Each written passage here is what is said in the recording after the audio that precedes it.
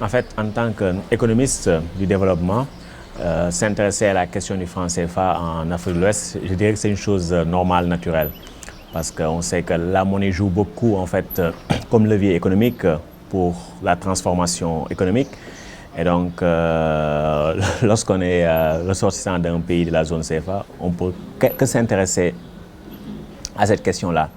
Il faut dire aussi que mon intérêt pour cette question a été stimulé davantage par la rencontre avec Demba Moussa Dembélé, qui est un grand économiste sénégalais et qui a beaucoup travaillé sur ces questions. Et donc, en le fréquentant, je me suis aussi davantage intéressé à cette question.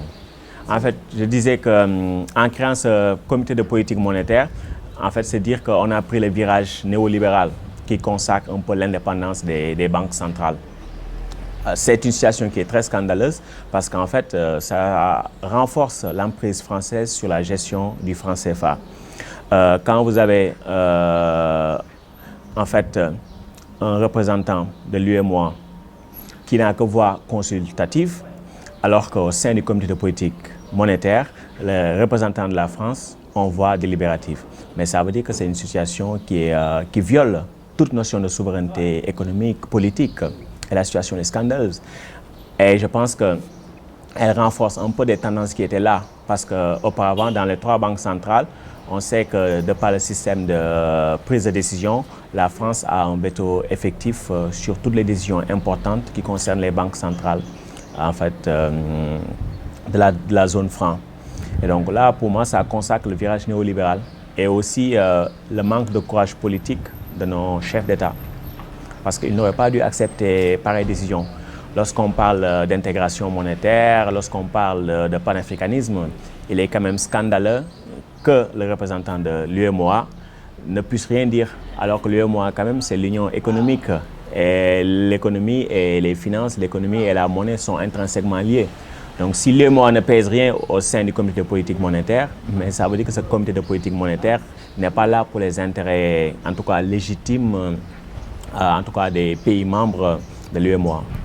Et est-ce qu'il y a eu un débat sur ça dans les journaux, sur cet aspect ou... Je ne le pense pas trop.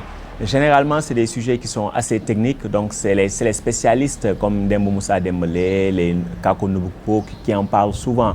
Mais voilà, parce qu'eux, ils savent de quoi ça retourne et ils font des efforts pour en parler. Mais le grand public, de manière générale, et même les journalistes, ne sont pas très au fait de cette question monétaire-là. Et c'est très dommage. Oui, c'était l'humiliation suprême, parce qu'on les a réunis, on leur a dit il faut qu'on dévalue. Et donc, c'est un petit ministre de la coopération qui est venu devant les chefs d'État, les sermonner, voilà, prendre des décisions qui ont eu des conséquences, en tout cas pénibles pour la plupart de nos économies. Parce que ce qu'il y a eu après la dévaluation, c'est que les prix ont augmenté, parce que c'est une dévaluation de 100%. Et si on regarde les indicateurs économiques, on a vu que depuis lors, les travailleurs ont beaucoup perdu. Parce que depuis les années 80, avec les ajustements structurels, les salaires ont baissé, les effectifs ont été comprimés dans la fonction publique, donc les revenus réels ont baissé. Avec la dévaluation de 1994, cette tendance a continué davantage. Donc les masses se sont paupérisées. Et même si on a eu de jolis chiffres après de jolis taux de croissance, mais cette décision-là a été pénible pour la grande majorité. Donc elle a créé la pauvreté de masse, cette dévaluation. Et dans des contextes voilà, d'extrême humiliation de la plupart de nos chefs d'État, qui ont été juste là pour constater la décision. Non, en fait, je pense qu'il a raison. Parce que d'une certaine manière, lorsqu'on dévalue, ça veut dire que la France peut s'offrir plus facilement nos matières premières. Et donc, nous, généralement, comme aussi on est très dépendants en fait, de l'extérieur pour la satisfaction de la plupart de nos besoins en consommation. Ça veut dire que nos importations vont se renchérir. Et à court terme, comme on n'a pas encore les capacités institutionnelles pour mettre en place des industries réellement compétitives, donc ce qui se passe, c'est qu'on a généralement une dégradation de notre balance commerciale. C'est-à-dire qu'à chaque fois, nos importations sont de loin supérieures à nos exportations. Et c'est ce modèle-là que l'on retrouve. Et ce modèle ne bénéficie, disons, qu'aux entreprises françaises et à nos élites qui ont suffisamment d'argent pour se permettre d'acheter des choses, disons, en tout cas qui relèvent de la consommation ostentatoire. Le franc CFA que nous avons actuellement, en fait, il y a très peu de différence à mon avis, parce que le franc CFA a changé, disons, d'intitulé. Mais avant, c'est le franc des colonies françaises d'Afrique. Maintenant, c'est le franc de la communauté financière africaine, ce genre de choses. Et sur le plan de la gestion, très peu de choses ont changé. Ce qui a changé plus ou moins, disons, depuis 50 ans, c'est qu'à un moment donné, on était obligé de verser 100% de nos avoirs extérieurs pour que la France garantisse notre monnaie, en fait, la convertibilité de notre monnaie, le franc CFA. Disons, depuis 2005, maintenant, on est à 50%. Peut-être que s'il y a des changements, c'est à ce niveau.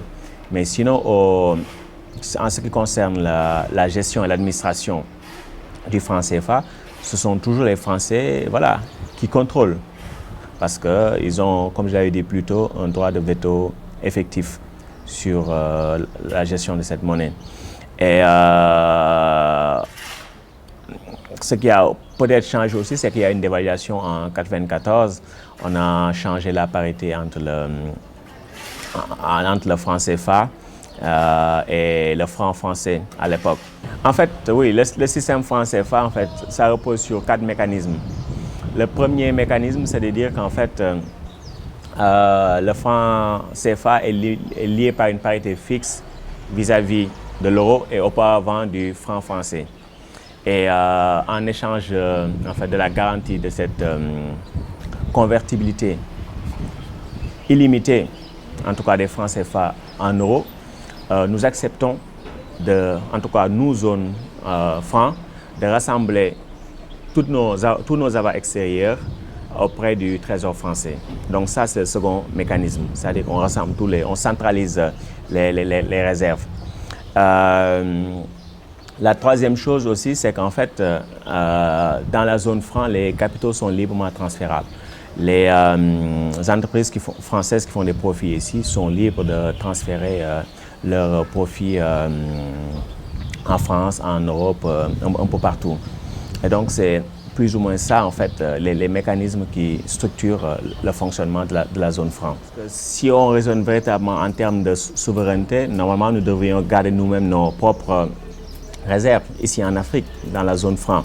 Mais ce qu'il faut dire, c'est que la Banque centrale, en tout cas des États de l'Afrique de l'Ouest, elle est toujours dans un credo monétariste. Ce qu'elle veut, c'est lutter contre l'inflation. Mais quelle inflation? Sachant qu'ici, l'inflation, elle est d'ordinaire importée. C'est quand, disons, que le prix du pétrole est très élevé, qu'on a beaucoup d'inflation, ce genre de choses. Mais ce n'est pas la croissance, même de la masse monétaire, qui crée l'inflation. Au contraire, nous avons besoin d'une certaine inflation pour qu'il y ait plus de liquidité dans l'économie et aussi que les entreprises anticipent plus de profits pour que les gens investissent, créent la croissance. Mais la BCEAO, en fait, dans son mandat, il n'y a pas d'optique de croissance ni de développement. Ce qui l'intéresse, c'est juste de dire nous voulons la stabilité des prix et nous voulons défendre la parité avec l'euro. Et donc, la Banque centrale ne prend pas de risques. Et donc, du coup, ce qu'elle fait, à chaque fois, elle plafonne le crédit auquel les pays de la zone franc en Afrique de l'Ouest peuvent aspirer. Et donc, ce qui fait qu'en fait, vous avez d'un côté une économie qui est faiblement, disons, monétarisée, dans le sens où le rapport entre les crédits sur PIB, c'est de l'ordre généralement de 20 à 25%. Et donc, c'est très peu. Mais d'un autre côté, vous avez beaucoup de réserves qui sont là et que la Banque centrale est parfois obligée de placer sur des marchés juste pour qu'elle ne soit pas oisive et qu'elle puisse se faire un peu d'argent. Et ça, c'est sa politique qui explique cela. Donc parfois, lorsque les gens nous disent que oui, l'avantage du système franc CFA, c'est que vous avez une monnaie stable et très peu d'inflation, ce ne sont pas des avantages, parce que ce sont des paramètres inhérents au système franc CFA. Ce sont pas parce que c'est un système qui a été créé pour cela, pour défendre juste la parité avec l'euro et pour qu'il y ait très peu d'inflation. Et donc, c'est ce qui explique qu'il n'y a pas de crédit et que même si parfois il y a des taux de croissance élevés, ces taux de croissance-là, en fait, auraient dû être un peu plus élevés et auraient dû être peut-être concernés certains secteurs qui sont beaucoup plus, disons, qui ont un impact beaucoup plus important pour la croissance à long terme, pour la transformation structurelle. J'ai aussi entendu que la plupart des banques à Dakar sont contrôlées par des capitaux étrangers.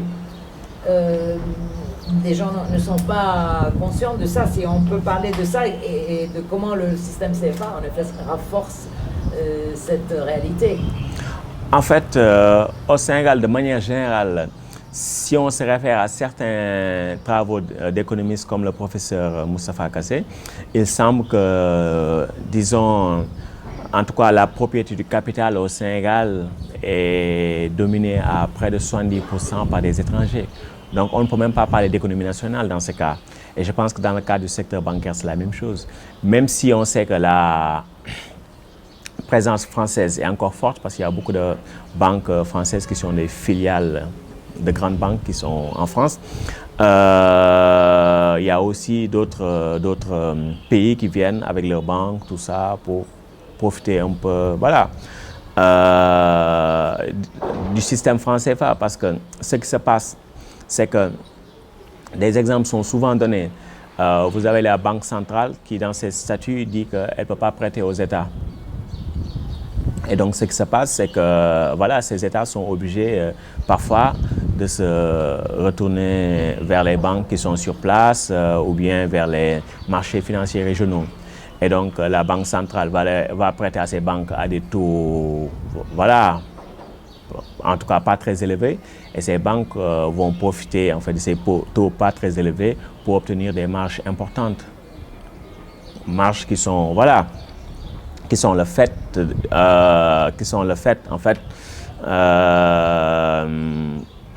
en fait, qui résultent de la volonté de la BCE de ne pas financer les États. Et donc, quand elle ne finance pas les États se retournent sur les marchés et donc ils empruntent à des taux beaucoup plus élevés que s'ils empruntaient auprès de la banque, auprès de la BCEAO.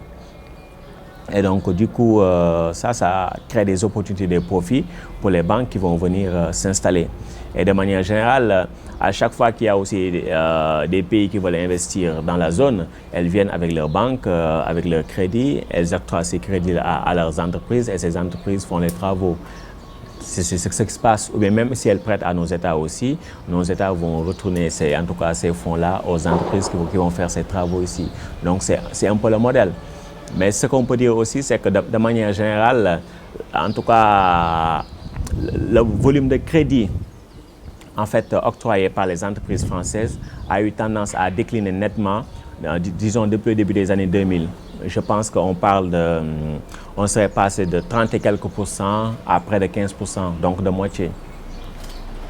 Donc c'est peut-être pour certains pays vraiment où la présence française est encore forte, comme le Sénégal, un peu la Côte d'Ivoire. Mais dans la plupart des cas, voilà, il y a eu la concurrence étrangère qui fait que maintenant, le secteur bancaire s'est un peu diversifié.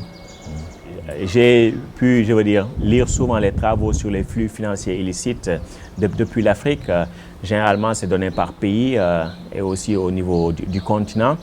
Mais les flux financiers illicites qui sont spécifiques juste à la zone CFA, je n'ai pas encore vu.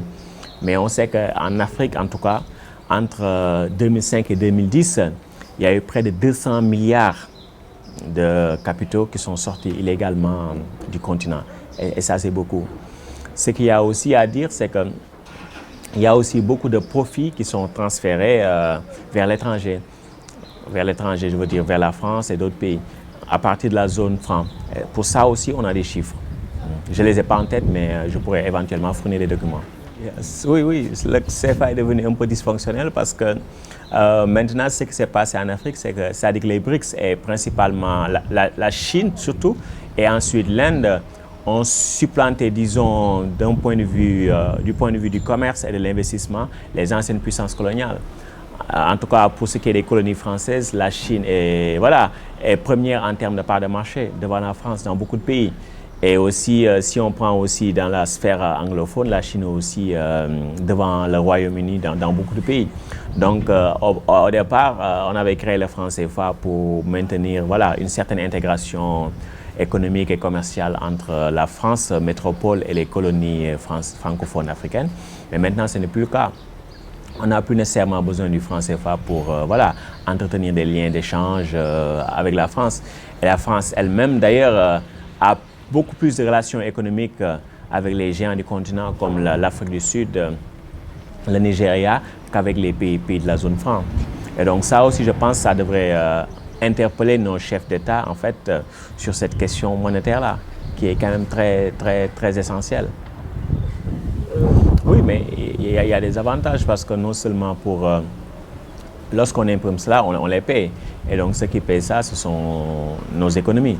Et donc, de ce point de vue-là, voilà, il serait plus économique pour nous que nous imprimions nous-mêmes nos billets sur place. Et lorsqu'on parle aussi de souveraineté, voilà, pour dire qu'on est souverain, nous devons aussi, voilà, gérer notre monnaie sur place, avoir nos propres imprimeries pour imprimer nos billets. Et je pense qu'à un moment donné, je pense que c'était en Guinée, il me semble, je ne suis pas sûr, lorsque Sékou Touré a voulu s'émanciper de ce système-là, franc CFA, et pour créer sa propre monnaie. Mais les Français ont créé des faux billets pour déstabiliser le système monétaire guinéen. Oui, et donc pour dire qu'à un moment donné aussi, si on veut être souverain, nous devons être capables nous-mêmes de gérer notre propre monnaie. Et je veux dire de A à Z, je veux dire depuis le début au stade de conception d'impression jusqu'à la fin lorsque la monnaie voilà, entre dans le système économique. Et donc il est important à tous ces égards-là que, voilà, que nous ayons notre propre monnaie et que nous la maîtrisions. Et une des raisons pour laquelle on justifie ce mécanisme, la parité, le fait de pooling l'argent au trésor français, c'est pour garantir la convertibilité. Mais j'ai l'impression que cette convertibilité, à partir de Maastricht quand même, n'est plus possible, cette convertibilité illimitée, parce que la France est soumise quand même à un régime européen de politique monétaire. Donc, comment est-ce qu'on justifie encore aujourd'hui cette convertibilité? En fait, oui, c'est sûr que maintenant, c'est au niveau de la zone euro, de la Banque centrale européenne que les décisions se prennent. Mais lorsque la France dit qu'elle peut toujours garantir, malgré qu'elle soit maintenant dans la zone euro, qu'elle peut toujours garantir notre monnaie, mais c'est parce qu'elle s'assure qu'au niveau de la BCEAO, les décisions sont prises pour qu'il n'y ait jamais de problème à ce niveau-là. Pour moi, la raison est toute simple. Parce que comme on a une BCEAO qui est juste là pour défendre cette parité et aussi pour limiter l'inflation, et comme pour atteindre ces objectifs, il faut à chaque fois fixer des plafonds de crédit. Donc on sait que la France n'aura pas de problème à ce niveau. On aura toujours des réserves excédentaires. Là, plus ou moins, en fait, nous couvrons notre... En tout cas, le taux de le taux de couverture de l'émission monétaire est à 100% plus ou moins. Donc ça veut dire qu'il n'y a pas de problème. On n'a même plus besoin de la France pour garantir notre monnaie. Donc c'est juste pour dire que voilà, nous acceptons d'être toujours sous la tutelle de la France, mais nous avons nous-mêmes les moyens de gérer notre propre monnaie. Lorsque la France elle dit qu'elle peut garantir la convertibilité, elle fait juste preuve de rhétorique. Oui, et peut-on parler par exemple du projet CEDEAO, celui-là du 2020? Et est-ce que, vu que c'était un projet quand même que j'ai vu qui date carrément en 85 ou dans les années 80, quels étaient les obstacles pour que toutes ces années passent et on n'avance pas? Oui, je pense qu'il y a beaucoup d'obstacles. D'abord politique parce qu'il y a beaucoup de pays de la zone franc qui sont toujours enchevêtrés dans les intérêts, comme on dit, france-africains. Et ces pays-là n'ont pas forcément intérêt à quitter le franc CFA. Parce que ce qui se passe, c'est que généralement, si vous voulez rester en place, il ne faut pas déranger les intérêts de la France. Et donc, lorsqu'on va vers une autre intégration monétaire en dehors du système franc CFA, ça ne va pas forcément plaire à la France. Et donc, du coup, on a ces réticences-là. L'autre chose, c'est qu'aussi, sur le plan économique, on a des pays qui sont très différents. Très différents parce que vous avez des grands pays comme le Nigeria, presque 170 millions d'habitants, et des petits pays comme le Cap-Vert. Comment les intégrer dans une même union monétaire. Et en termes aussi de spécialisation, vous avez des grands pays comme le Nigeria qui dépendent beaucoup du pétrole, de l'exportation de pétrole, qui représentent plus de 90% de leur recettes d'exportation. Maintenant aussi, on a le Ghana, tout ça. Lorsque ces pays ont des cycles favorables, ce n'est pas le cas de pays comme le Sénégal qui, voilà, n'ont pas de pétrole brut, même s'ils le raffinent. Et donc, comment faire pour que, voilà, harmoniser tout ça dans une union économique et monétaire cohérente, c'est pas facile. Après aussi, il y a la barrière de la langue entre la vieille partition Afrique francophone, Afrique anglophone qui continue de jouer. Il y a tout ça. Et ce qu'il faut dire aussi, c'est que pour mener à terme ce genre de projet, il faut quand même un certain engagement de la part des leaders. Mais les leaders, actuellement, on est dans des contextes dits de multipartisme, démocratie, tout ça. Ils sont là juste pour 1 ou 2 mandats. Et parfois, ils ont la tête ailleurs. Donc, je pense qu'il y a toutes ces raisons qui font que, voilà, on ne sait pas très bien où ce projet va. D'autant plus que, généralement, les présentations qu'on a vues au sujet de cette monnaie unique, elles sont très techniques et, voilà, très, très opaques aussi. On ne sait pas vraiment où ça en est, où ça va, quels pourraient être les bénéfices, même si objectivement nous avons besoin, en tout cas, de sortir du système franc CFA et de nous intégrer davantage au plan régional. Ce processus de monnaie unique là, pour l'instant, n'est pas rassurant. D'autant plus qu'on a vu que dans le cas de l'euro, ça ne s'est pas très bien passé. Il y a une polarisation entre les grands pays qui peuvent exporter des produits compétitifs et aussi qui sont très avantageux sur le plan, disons, qualité, ce genre de choses. Et d'autres pays de la périphérie comme la Grèce, l'Espagne, qui ne bénéficient pas trop de ce système. Et donc, lorsqu'on étudie un peu l'expérience européenne, ça a refroidi aussi l'enthousiasme de certains pays. Je pense notamment aux petits pays africains. Un pays comme le Cap-Vert, par exemple, je pense que n'aurait pas grand intérêt à s'insérer dans un bloc qui lui limiterait ses marges de manœuvre. Et un tel pays, par exemple le Cap-Vert, est aussi dans des accords monétaires avec l'ancienne puissance coloniale, le Portugal, pour essayer un peu aussi de lui garantir une certaine convertibilité de sa monnaie, ce genre de choses. Donc il y a différentes logiques qui s'interpénètrent, qui font que c'est un processus qui est vraiment compliqué. Ils ont dit 2020, mais peut-être qu'ils risquent aussi de le reporter. Mais j'ai vu que, par exemple, il y a quand même déjà cette union avec les pays anglophones et qui, après, dans leur papier, disent, voilà, et après, la zone CFA va nous rejoindre. Et je trouve ça... Donc, il y a 3 projets, ou même 4 si on parle de l'Union africaine, où il y a le CFA, il y a la zone anglaise, il y a la CEDEAO, il y a l'Union africaine. Est-ce que tous ces projets, ces projets anglais, on en parle ici ou pas du tout? Parce que dans leur papier, on prend pour la cause naturelle que maintenant les pays CFA vont rejoindre les pays non CFA de la région. Oui, je pense qu'on n'en parle pas beaucoup, mais il est normal que chacun tire de son côté. Les pays de la zone anglophone vont dire que oui, il faut que les pays de la zone CFA les rejoignent. Mais si vous regardez par exemple le rapport qui a été dirigé par Hubert Védrine, qui a été publié je pense en 2013, l'une des recommandations c'est de dire qu'il faut élargir la zone CFA aux pays limitrophes. Mais ça c'est un rapport fait pour le ministère de l'économie et des finances en France. Et donc c'était ça la recommandation. Donc chacun essaie un peu de tirer de son côté. Mais ce qu'il faut dire de manière générale, c'est qu'il y a beaucoup de confusion entre je veux dire, les différents niveaux. Régional, continental, ce genre de choses. On parle de monnaie unique en zone CEDEAO. Il y en a qui parlent de, voilà, monnaie unique au niveau du continent. C'est comme aussi avec les accords commerciaux.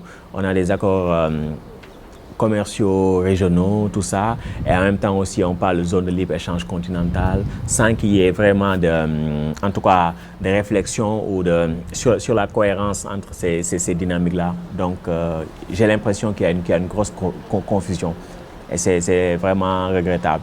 Même si, comme je l'ai dit, nous avons besoin d'une intégration économique plus poussée. Oui, c'est des coûts de transaction. Ça veut dire que si vous avez des francs CFA, vous pouvez aller au Mali, au Bénin sans problème. Ces francs CFA, vous pouvez les utiliser. Mais si vous avez des francs CFA du Sénégal, du Bénin ou du Mali et que vous allez au Cameroun, ça ne va pas marcher. Et donc, l'explication, à mon avis, c'est de dire que, en fait, au départ, la zone franc CFA, lorsqu'elle a été créée, n'était pas mue par l'objectif d'intégrer financièrement les économies de cette zone-là. Et donc, si la France a fait ça, certainement, c'est pour défendre ses propres intérêts et pour qu'il n'y ait pas plus d'intégration entre nous, intégration financière, intégration économique et commerciale, je pense. Et qu'est-ce que vous pensez de cette proposition de Abdourahmane Mansar de créer une monnaie complémentaire, le SEN? Oui, je pense que ça peut être une bonne idée parce que son raisonnement est de dire que il faut financer l'économie locale parce qu'à partir de là, on pourra créer des entreprises, on pourra créer des emplois. Mais au vu des marges de manœuvre limitées sur le plan budgétaire de nos États, il faut trouver autre chose.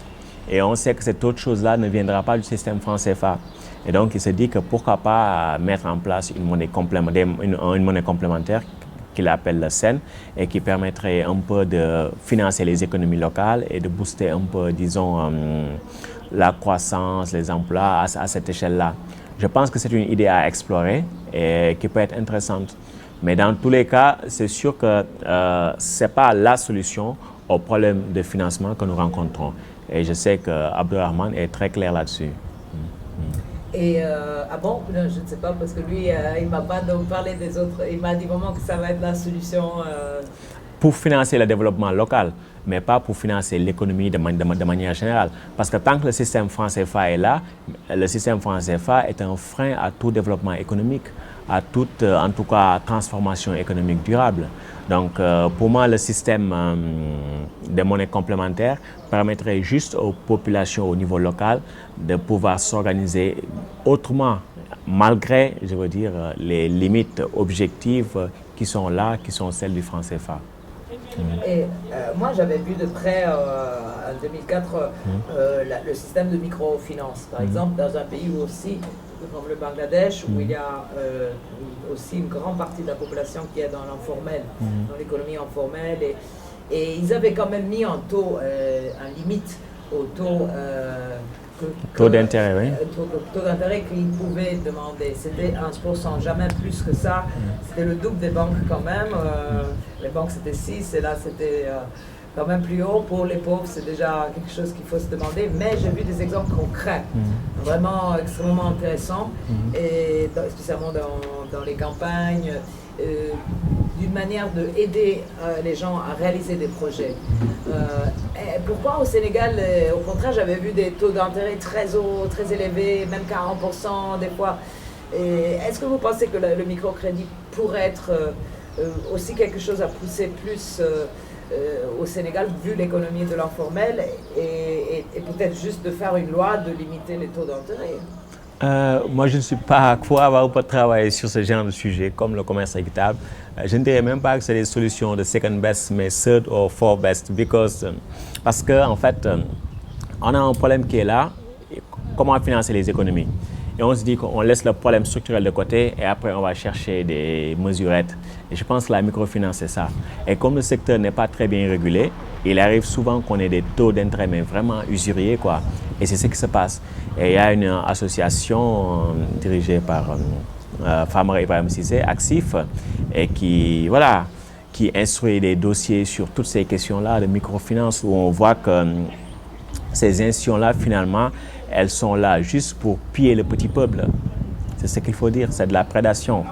Parce que comme ce petit peuple-là n'a pas accès au système financier classique, parce que les taux de bancarisation sont très faibles, Et donc ces gens-là, comme ils ont besoin de financement, se retournent vers ces institutions-là, mais ces institutions-là en profitent pour leur charger des taux d'intérêt vraiment exorbitants sur des prêts généralement à court terme. Et donc du coup, ces prêts-là, en fait, ne permettent aucun investissement productif à long terme.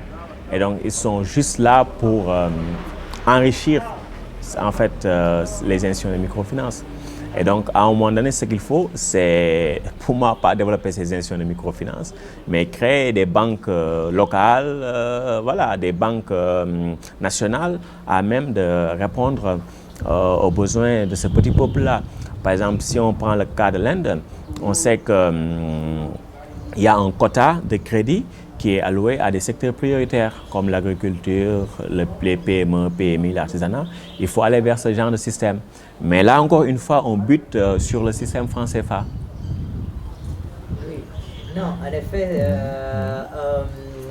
Et après, peut-être, je ne le savais pas, mais ça m'intéresse beaucoup. Peut-être dire aussi quelque chose par rapport au nouveau livre. Ah, sur la démocratie. Oui, en fait, là, c'est une réflexion que j'avais entamée il y a 4-5 ans.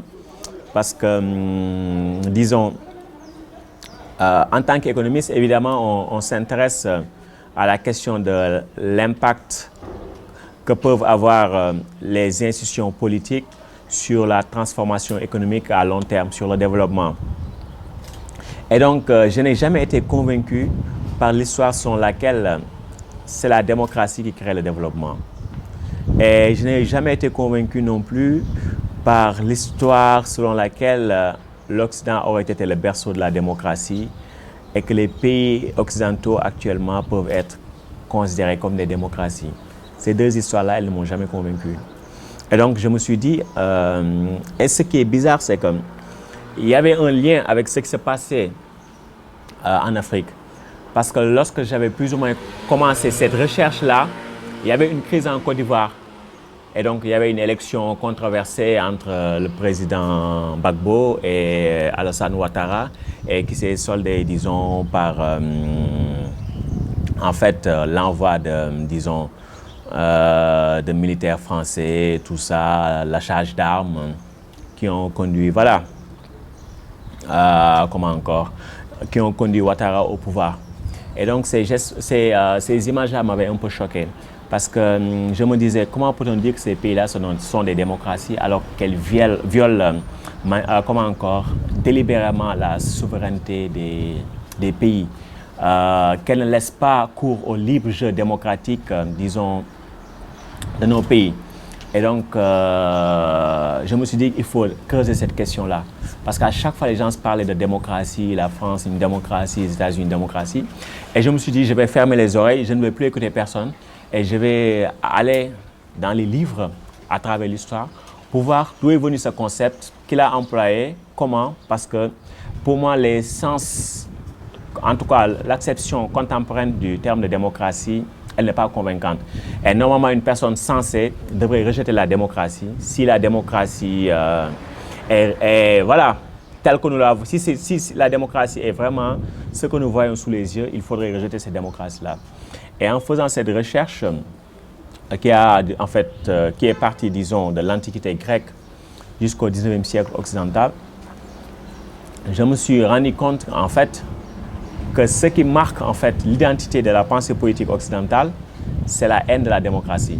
Lorsque je dis haine de la démocratie, c'est-à-dire que je n'ai pas vu d'auteur majeur occidental, de la tradition occidentale, dire que la démocratie, c'est une bonne chose et qu'il faudrait le recommander. Je n'ai pas vu ça. Pourquoi? Parce qu'en fait, au départ, la démocratie est une insulte créée par les aristocrates, les hommes de lettres, tout ça. Démocratie, c'est formé de deux mots, démos et kratos. Démos, ce n'est pas le peuple. Démos, c'est les citoyens pauvres. C'est-à-dire ceux qui n'ont ni disons, la richesse, ni le savoir. Donc, les citoyens ordinaires, disons. Et kratos, ce n'est pas le gouvernement, c'est la puissance brutale, la force violente. Et donc, c'est un concept qui a été utilisé pour fustiger justement les régimes politiques où les pauvres avaient une certaine puissance politique, une certaine puissance sociale. Et donc, depuis l'origine, donc c'était une insulte. Et c'est cette disons, cette manière de voir la démocratie qui a survécu à travers les siècles. Et donc, disons que depuis que ce terme est apparu, jusqu'au milieu du 19e siècle, disons, démocratie, c'était quelque chose de mauvais. Et donc, comme disait Platon, c'est le pire, disons, de tous les régimes politiques. Et donc, lorsque ceux qui ont été les architectes de ce système-là qu'on appelle la démocratie libérale ont commencé à élaborer les constitutions, ils se sont dit, en tout cas dans le cas américain, comment faire pour que nos pays ne soient jamais des démocraties. Et donc, ils ont inventé pas mal de choses, les élections, tout ça, séparation de pouvoir, pour que le petit peuple n'ait jamais son mot à dire dans la politique. Et donc, c'était cette histoire-là que j'ai essayé de raconter dans le livre, en montrant qu'en fait, que s'il y a quelque chose qui est véritablement une caractéristique multiséculaire de la pensée politique occidentale, c'est la haine de la démocratie. Et d'ailleurs, vous allez voir que dans la Constitution américaine, il n'y a pas le mot démocratie là-dedans, ce qui n'est pas une surprise. Au moment de la Révolution française, personne ne parle de démocratie, sauf pour l'associer à la terreur. Et vous regardez les dictionnaires, vous allez voir que voilà, quelque part, vous prenez les dictionnaires de l'Académie française, dictionnaire classique, disons, de la langue française, en 1827, vous allez à la page démocratie, on vous dit démocratie, subdivision de la tyrannie entre plusieurs citoyens. Vous allez aux États-Unis, ce qu'on appelait les démocrates, c'était les esclavagistes. Donc, démocratie avait été associée à esclavagisme. Et donc, lorsque les abolitionnistes sont battus, les esclaves noirs sont battus pour avoir leur indépendance, pour que leurs droits politiques soient reconnus et qu'ils puissent avoir le droit de vote, qu'est-ce que la presse démocrate a dit? La presse libre, elle a dit que la démocratie est déshonorée et dégradée. C'est ce qu'on lisait dans les journaux. Parce que la démocratie, c'est l'esclavage, c'est le manque de liberté.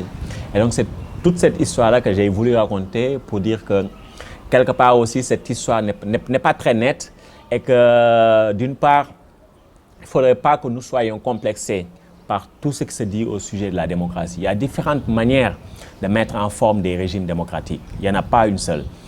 Il y en a plusieurs. Et donc, il faudrait qu'on essaie de revisiter l'histoire pour en tirer des leçons pour aujourd'hui. Et je crois qu'il n'y a aucun pays démocratique dans ce monde. Même la Suisse, dont on vante la démocratie directe, pour moi, n'est pas une démocratie. Pourquoi? Parce que les pays qui se disent démocratiques, c'est avant tout des pays qui dominent ce monde. Donc, ils ont un système économique global qui est fait pour eux. Le jour où ce système ne marchera plus pour eux, on va voir ce qui va advenir. Ce ne seront plus des démocraties. Nous, actuellement, si on a des problèmes démocratiques, ce genre de choses, on a des problèmes pour garantir certains droits sociaux, politiques, c'est quelque part, nous sommes dominés politiquement, culturellement. Mais le jour où cette domination s'inversera, on voit aussi que l'appréciation des régimes politiques aussi va s'inverser. Et ce qu'il faut dire aussi, c'est que les conceptions, en tout cas les conceptualisations dans la science politique contemporaine sont très décevantes par rapport à la thématique démocratique. Parce qu'actuellement, ce qui compte, comme on est dans un système dit mondialisé, c'est la démocratie à l'échelle du système monde capitaliste. Et pour ça, vous ne voyez pas de théorisation, en tout cas dans les universités et dans les approches en sciences politiques standards. Vous ne voyez pas ces approches-là. Et c'est ça qui est dommage. Est-ce qu'il y a un espoir d'un concept de démocratie, même précoloniale peut-être au Sénégal, que pourrait renaître vous avez vu ça dans les... Je ne sais pas, moi j'étais toujours choquée par intriguée par le fait que le roi dans une société traditionnelle africaine est souvent mis aux marges du système. Donc il n'y a pas cette idée de centralisation, mais le fait même que le pouvoir doit être marginalisé pour être équitable. Ça... Oui, je pense qu'il y a beaucoup de... Dans toutes les sociétés, on a des expériences démocratiques très intéressantes en Occident, en Afrique, en Amérique latine, tout ça, on a des expériences très, très intéressantes. Moi, je me rappelle que Cheikh Anta Diop a écrit quelque chose de très important dans son livre qui s'appelle L'Afrique noire précoloniale. Il parlait de la constitution des Mossi. Et donc, il disait qu'en fait, chez les Mossi, le premier ministre, il est choisi à tour de rôle dans des quartiers populaires. Et il y a un certain partage du pouvoir, en fait, entre les quartiers populaires, tout ça. De sorte qu'en fait, il n'y a pas eu cette compétition-là pour le pouvoir. Et le roi des Mossi, en fait, il ne pouvait pas renvoyer le premier ministre. Donc c'était comme si nous avions un régime parlementaire. En fait, ce système-là, si on utilise disons, le jargon de la pensée politique grecque, c'est ce qu'ils appellent les constitutions mixtes, c'est-à-dire des constitutions ou des formes de gouvernement où il y a différents principes, il y a des éléments aristocratiques, monarchiques, démocratiques qui font que voilà, il y a une certaine osmose, il y a une certaine harmonie sociale qui coexiste parce que tout le monde est à sa place. Et Cheikh Anta Diop disait que si la France, comment encore, s'était dotée d'une constitution comme la constitution Mossi, il n'y aurait pas eu de révolution française parce que les paysans français n'auraient jamais été, voilà, brimés, opprimés, les Français ordinaires n'auraient jamais été brimés. Et c'est ce qu'il disait, parce que c'est une constitution qui était équilibrée. Donc il y a beaucoup d'expériences démocratiques. Et si vous prenez aussi le système politique américain, il a beaucoup été inspiré par le fédéralisme disons, de la fédération iroquoise, la Ligue des 6 nations, des 5 nations, puis après 6 nations. Ils avaient des modèles très égalitaires où, voilà, les personnes, voilà, âgées se voyaient confier juste des responsabilités honoraires, ce genre de choses, mais pas beaucoup de pouvoir. Et donc, ces systèmes-là ont influencé un temps soit peu le fédéralisme américain. Pour dire qu'on a beaucoup d'expériences quand même démocratiques dont on pourrait essayer de s'inspirer pour, voilà, innover un peu, créer des choses nouvelles, donner une nouvelle forme à l'égalité politique et sociale, je pense. Grazie.